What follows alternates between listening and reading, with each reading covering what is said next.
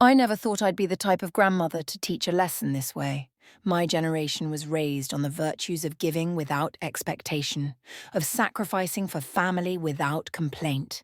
But sometimes, a moment arrives that forces you to redraw boundaries that should have been established long ago.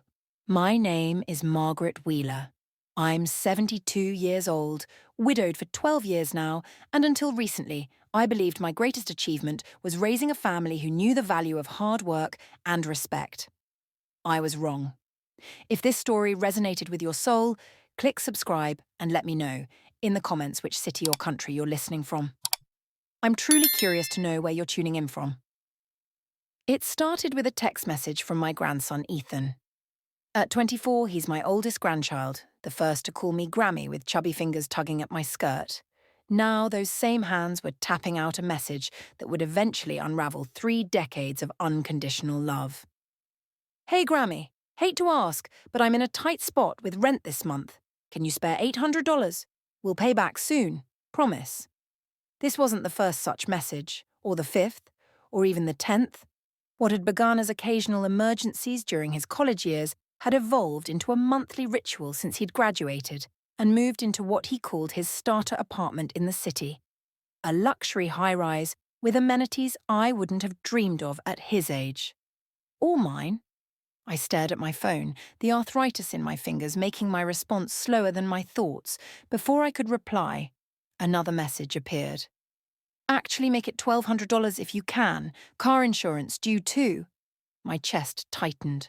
Not from the amount. Money wasn't the issue. I'd been fortunate. Walter, my late husband, had been meticulous about our financial security. His insurance policy, our modest investments, and my teacher's pension meant I lived comfortably in the same 3-bedroom colonial where we'd raised our children. I wasn't wealthy by any measure, but I had what I needed and enough to help those I loved when necessary. No, what constricted my breathing was the presumption, the expectation, the complete absence of genuine gratitude that had characterized these exchanges for years now. Still, I typed back, I can help with the 1,200, Ethan. I'll transfer it this afternoon. Is everything else all right? His response came quickly. TAX, Grammy, all good. 3 words, no explanation, no real thanks. I set my phone down on the kitchen counter, next to the photo album I'd been organising that morning. It was open to Ethan's 5th birthday. Walter was still alive then, crouching beside our grandson as the boy unwrapped the red bicycle we'd saved for months to buy him.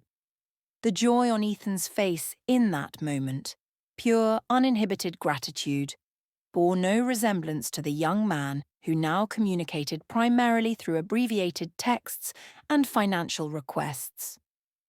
As I transferred the money from my account to his, a familiar sense of unease settled over me.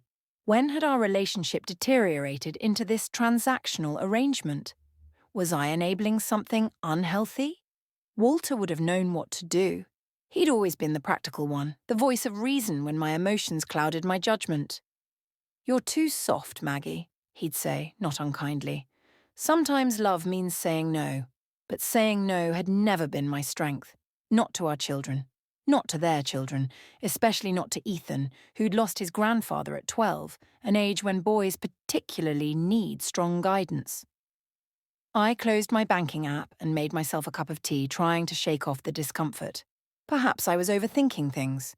Young people today communicated differently. They led busy lives.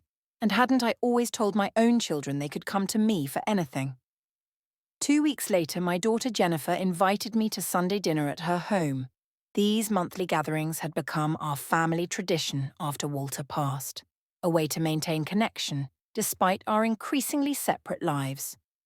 Jennifer was my only daughter, mother to Ethan and his younger sister Lily, who was away at college. My son Michael lived on the West Coast with his wife, making it back only for major holidays. I arrived early, as was my habit, carrying a homemade apple pie still warm from the oven.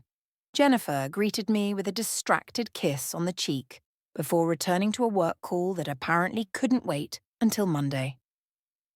I made my way to the kitchen, setting down my contribution and offering to help with dinner preparations. That's when I heard Ethan's voice from the adjoining family room, where he was lounging on the sectional sofa, his feet propped on the coffee table I'd gifted Jennifer last Christmas. He was on his phone, unaware of my presence. "Yeah, just hit up Grammy's ATM again," he laughed, the sound striking me as hollow and unfamiliar. "Old people money, man. They're sitting on piles of cash with nothing to spend it on." The bowl I was holding nearly slipped from my grip. "Seriously," he continued, "these boomers had it made.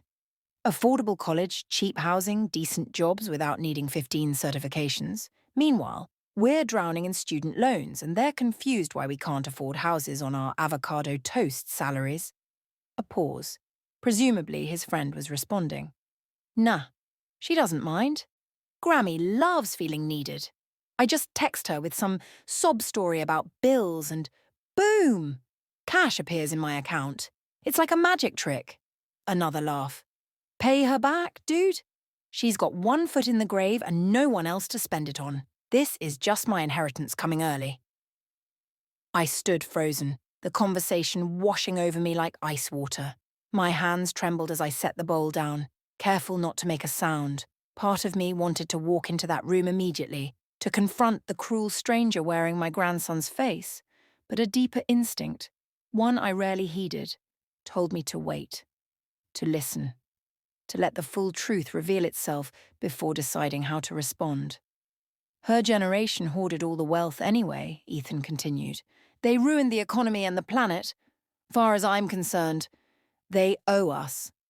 The rest of his conversation faded into background noise as I focused on steadying my breathing. The kitchen suddenly felt too warm, the familiar space alien and unwelcoming. I needed air. Mumbling an excuse about forgetting something in my car, I slipped out the back door into Jennifer's meticulously landscaped yard. Landscaping I had helped pay for when they renovated 3 years ago. The evening air was cool against my flushed skin. I lowered myself onto a garden bench, my knees suddenly too weak to support me. In my mind, I could still see 5-year-old Ethan running through this same yard during summer barbecues, Walter chasing him with booming laughter. I could see him at 16 proudly showing his grandfather's pocket watch that I'd given him after Walter died, promising to treasure it always. Where was that boy? When had he transformed into someone who could speak of me with such callous disregard? "Mum, are you okay?" Jennifer's voice broke through my thoughts. She stood in the doorway, concern etched on her face, the face that so resembled Walter's. "Just needed some fresh air, dear," I replied, summoning a smile that felt like a grimace. "I'll be right in." Dinner was a performance I endured rather than experienced. I passed dishes, answered questions about my garden club, and nodded at appropriate intervals, while Ethan regaled us with stories about his new job. A job I'd helped him secure through a former colleague's son. Not once did he mention the money I'd sent, nor did he thank me for the birthday check I'd given him the previous month.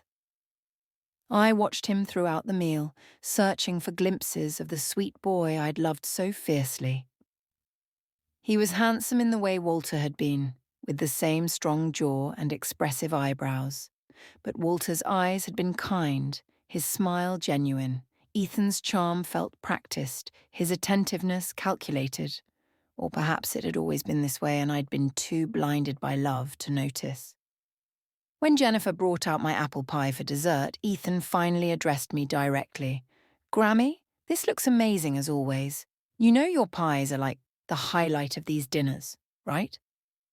Once those words would have warmed me. Now they rang hollow, a performance for an audience of 2, his mother and the woman he saw as his personal ATM. "Thank you, Ethan," I replied, studying his face. "I'm glad something I provide still holds value for you." A flicker of something, confusion, guilt, crossed his features before his practiced smile returned. "Of course, no one makes pie like you, Grammy."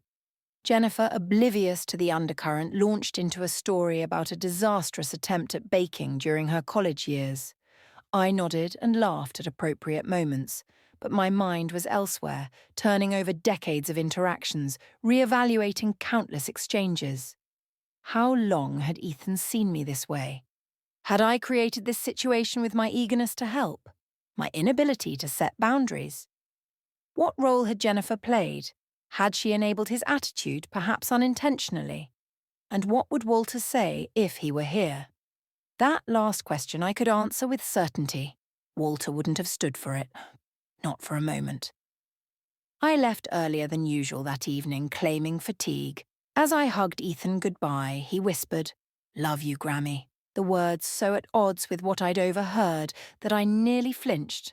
The 20-minute drive home gave me time to think, to move beyond the initial hurt to something more productive. By the time I pulled into my driveway, the seed of a plan had taken root. Not revenge, exactly. A lesson. A necessary recalibration of our relationship before it was too late for both of us. The next morning, I made 3 phone calls. The first was to my financial advisor, Thomas, who had managed our investments since Walter was alive. "Margaret, wonderful to hear from you. How can I help today?" "I need to make some changes, Thomas. Significant ones." The second call was to my attorney, Rachel, who had drawn up my will after Walter passed. "I'd like to revisit my estate planning," I told her, "as soon as possible." The third call was to Jennifer. "Mum, is everything all right? You left so early last night." "Everything's fine, dear," I assured her, "but I'd like to have a family meeting, this Saturday if possible. There are some matters we need to discuss." "What kind of matters?"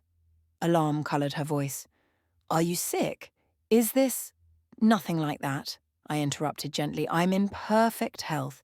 This is about financial planning, family business." "Oh."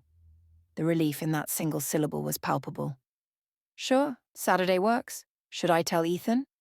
"Please do. This concerns him as well." I spent the next few days preparing.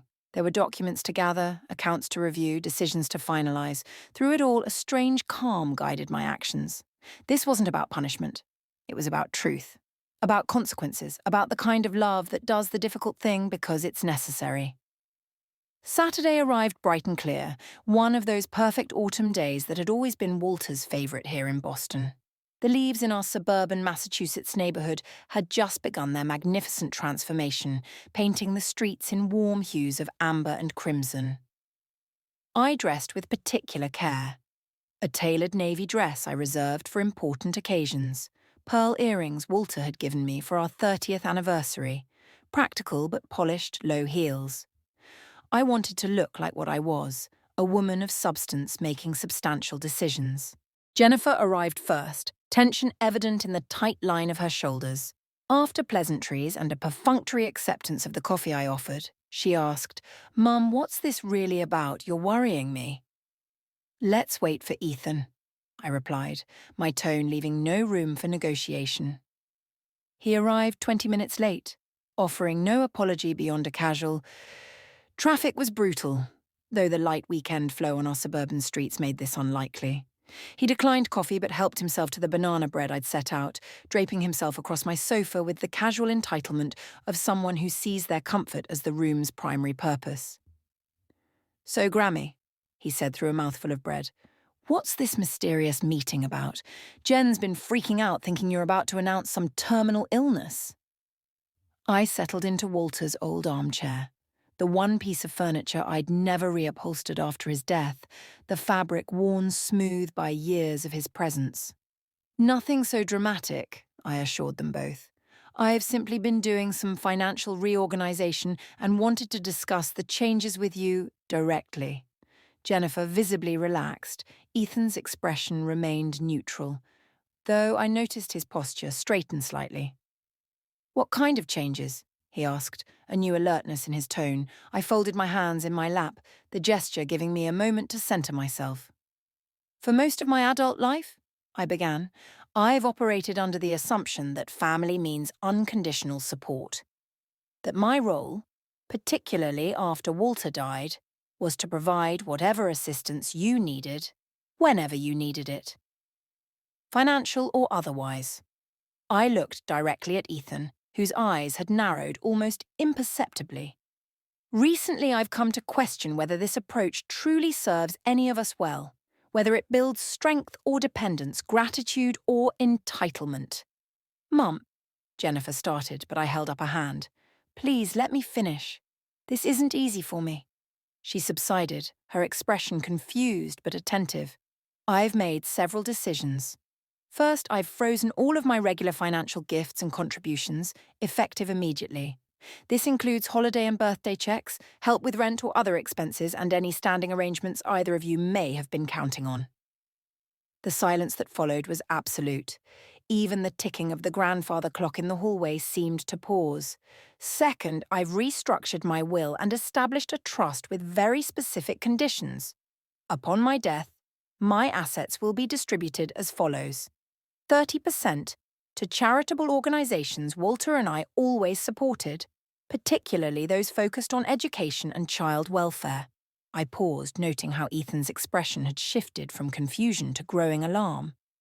The remaining 70% will be placed in a trust. Jennifer will receive her portion outright as she has demonstrated financial responsibility throughout her adult life. Jennifer blinked rapidly, clearly trying to process what she was hearing. Ethan, your portion will remain in trust until you've met certain conditions to be overseen by the trustee, my financial advisor Thomas, whom you've met several times. Conditions? Ethan's voice cracked on the word. What conditions? Demonstrated financial independence for a period of no less than 5 years.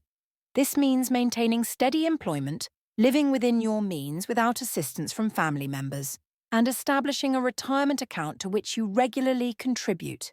His face reddened. You can't be serious. I've never been more serious in my life, I replied calmly. Additionally, I've spoken with Uncle Michael. The position he offered you last year at his company, the one you dismissed as boring, remains available, should you wish to reconsider. It includes benefits and a salary sufficient to cover your current expenses, provided you adjust certain lifestyle choices. This is insane! Ethan stood abruptly, the remaining piece of banana bread abandoned on its plate.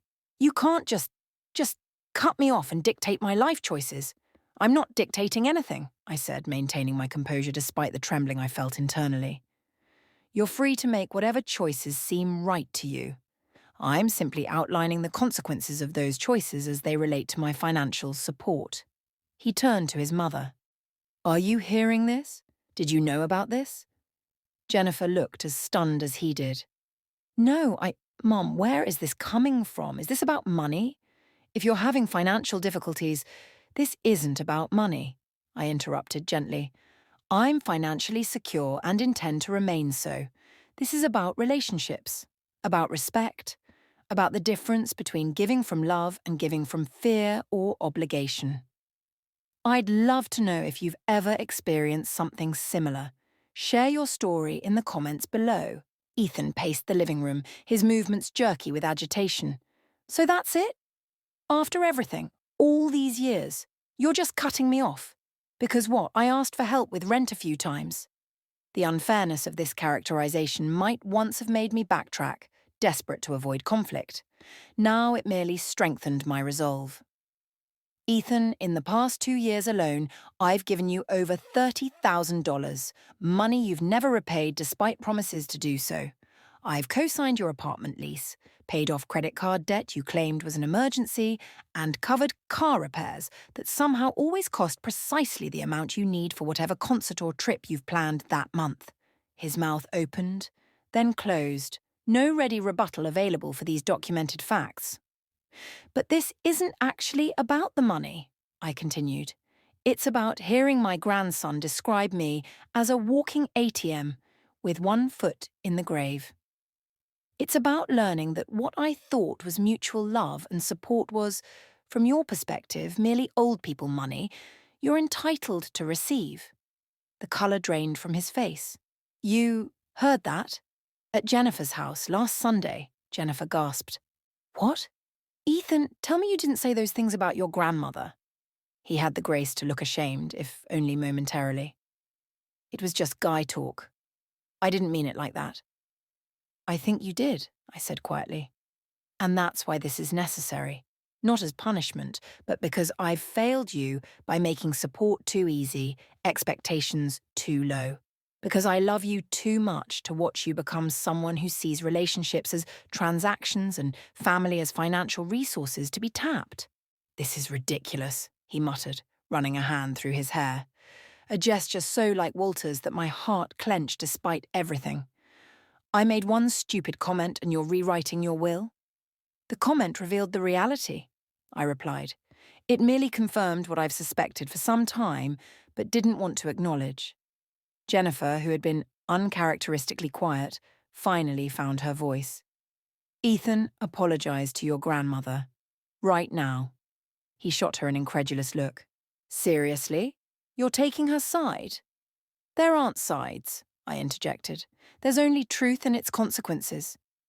Something in my tone must have penetrated his indignation, because he stilled, really looking at me perhaps for the first time in years. I wondered what he saw. An old woman easily manipulated? Or the grandmother who had once bandaged his knees and cheered at his graduations, who had believed in his potential even when his own belief faltered? I'm sorry, he finally said. The word stiff but not entirely insincere. It was a stupid thing to say. I didn't mean it. Thank you for the apology, I acknowledged. But my decisions stand. Sometimes sorry isn't enough to fix what's broken. So that's it? I'm just cut off? Disinherited? The panic in his voice was real now, the implications finally sinking in. Not disinherited, I corrected. Your inheritance awaits you, contingent on choices only you can make. And while my regular financial support has ended, I remain your grandmother. My love, my emotional support, my belief in your capabilities, those have never been contingent on anything. He stood frozen, visibly struggling to process this fundamental shift in our dynamic. Jennifer looked between us, her expression troubled but thoughtful. I should also mention, I added, almost as an afterthought, that I've enrolled in several courses at the community college. Photography in the fall, conversational Spanish in winter. I'm considering a river cruise through Europe next spring, something Walter and I always planned but never did. Good for you, Mom, Jennifer said softly. Ethan said nothing, his expression unreadable. The money I've been giving away, I continued, will now fund these experiences. My remaining years, which I hope will be many, despite having one foot in the grave, will be spent living rather than merely existing as a resource for others. The meeting concluded shortly after, with Jennifer hugging me tightly before leaving and Ethan departing with a mumbled goodbye, avoiding my eyes. As the door closed behind them, I experienced not the satisfaction of revenge, but the bittersweet relief of having done something difficult and necessary, something Walter would have approved of. The weeks that followed were quieter than I had grown accustomed to. No texts asking for loans, no calls that began with casual inquiries about my health, but quickly transitioned to financial requests. Just silence from Ethan and cautious check-ins from Jennifer, who seemed to be processing her own complicated feelings about the situation. I filled the silence with action. I enrolled in those courses I'd mentioned. I joined a book club at the library. I volunteered teaching English to immigrant families at the community centre, using skills from my teaching days that had lain dormant for too long. I started taking evening walks around the neighbourhood, exchanging pleasantries with neighbours I'd barely known despite decades of proximity. It was during one of these walks, nearly 6 weeks after our family meeting, that I saw Ethan's car parked in my driveway. My step faltered briefly before I continued my usual route, giving us both time to prepare for whatever conversation awaited. When I finally approached my front door, I found him sitting on the porch steps, a cardboard box beside him. He stood as I approached, awkwardness evident in every line of his body. Grammy, he acknowledged, the childhood nickname sounding strange after everything that had transpired. Ethan, I replied, my tone neutral but not cold. This is a surprise. He gestured vaguely toward the box. I brought some things to return them. I raised an eyebrow, waiting. Your emergency credit card, he clarified. The one you gave me for college, and Grandpa's pocket watch, and the key to your house. I figured, since things have changed, I should give them back. I studied his face, noting the shadows under his eyes, the slight weight loss evident in his jawline. He looked tired, humbled perhaps. The watch was a gift, I said quietly. Gifts don't need returning. He swallowed hard. I haven't earned it. Not the way I've been acting. A small acknowledgement, but significant. I nodded toward the front door. Would you like to come in? I was about to make tea. Hesitation flickered across his features before he nodded. We moved into the house in silence, the familiar routine of putting on the kettle and arranging cookies on a plate, creating a temporary bridge across the chasm between us. When we finally settled at the kitchen table, the same table where he'd done homework as a child, where Walter had taught him to play chess, Ethan spoke first. I got the job, with Uncle Michael. I see, I said carefully, neither praising nor criticizing. How is that going? It's actually pretty good. More interesting than I expected. A small, genuine smile briefly illuminated his verso. I'm working in product development, using some of the design skills from my degree that I thought would never pay off. I'm glad to hear that. He traced the pattern on the tablecloth, a nervous habit from childhood. I also moved. Found a smaller place closer to the office. No doorman or rooftop pool, but it's within my budget. My actual budget. I allowed a small smile. That sounds very sensible. Silence stretched between us, broken only by the quiet ticking of the kitchen clock. A wedding gift from my mother, still keeping perfect time after 50 years. I miss you, he finally said, his voice small in a way I hadn't heard since he was very young. I've been an ass. I've been terrible. I took advantage. I said unforgivable things. Nothing between family is truly unforgivable, I replied. But forgiveness doesn't erase consequences. I know, he nodded, eyes downcast. I don't expect you to change your mind about the financial stuff. That's not why I'm here. I realized I might lose my grandmother over this, and that scared me more than losing the money.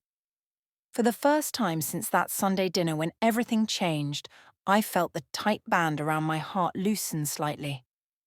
You haven't lost me, Ethan. You never could. What's changed is our dynamic, not my love for you.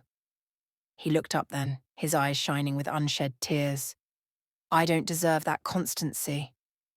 Love isn't about deserving, I said gently. It's about choosing every day to see the best in someone, even when they're showing you their worst. It's what Walter did for me, what I did for him, what I'll always do for you. Something broke in him then, his shoulders slumping as a single tear tracked down his cheek. I don't know how to fix this. I reached across the table and took his hand, the hand that had once been too small to hold mine, that had grown strong and capable, that still had so much good it could do in this world. You start by building a life that makes you proud, I told him, not for my approval or for access to money, but because you deserve that kind of life. And you continue by remembering that relationships require tending, genuine interest, reciprocity. He nodded, squeezing my hand. I want to try, to do better, be better. That's a good beginning.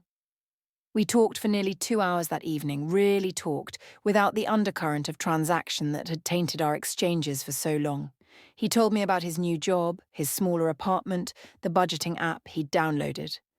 I told him about my photography class, the friends I'd made at the community centre, my tentative plans for travel. Before he left, he hesitated at the door. The family dinner next month. Will you be there? Of course, I assured him. Some things don't change. His smile was small but genuine. Would it be okay if I come by next week? Maybe bring takeout? There's this Thai place near my new apartment that's really good. I'd like that, I said, but only if you let me pay for my half. He laughed, a real laugh, not the hollow sound I'd heard at Jennifer's house. Deal. After he left, I sat in Walter's chair, feeling his presence more strongly than I had in years. Was that right? I whispered to the empty room. Did I do the right thing? No audible answer came, of course, but in the peaceful quiet of the home we'd built together, I felt a certainty that required no words. Sometimes love looks like generosity. Sometimes it looks like boundaries. The wisdom lies in knowing which is needed, when. In the months that followed, a new relationship gradually took shape between Ethan and me. Not the indulgent grandmother and entitled grandson we'd fallen into being, but something healthier, more equal. He brought Thai food the following week as promised, then helped me install a new ceiling fan the week after. Small steps, genuine efforts. The trust remains in place. The financial boundaries hold firm. But something valuable has been reconstructed from what was broken, something that may in time prove stronger than what came before. I've learned that it's never too late to recalibrate relationships, to demand respect, to insist on being seen as a whole person rather than a resource. Ethan, I believe, is learning that true security comes not from external support, but from internal capability. That the satisfaction of earning something far outweighs the momentary pleasure of having it given. These are lessons I wish I'd taught earlier, with more courage and less fear of conflict. But as my photography instructor reminds us each week, the best time to start was yesterday. The second best time is now. If you haven't subscribed yet, click the button now to join our community of women who refuse to be underestimated. You'll find stories like this one every day. Stories that remind us all that sometimes the quietest response speaks the loudest. Remember, it's never too late to reclaim your dignity and demand the respect you deserve. Thank you for watching. See you in the next video.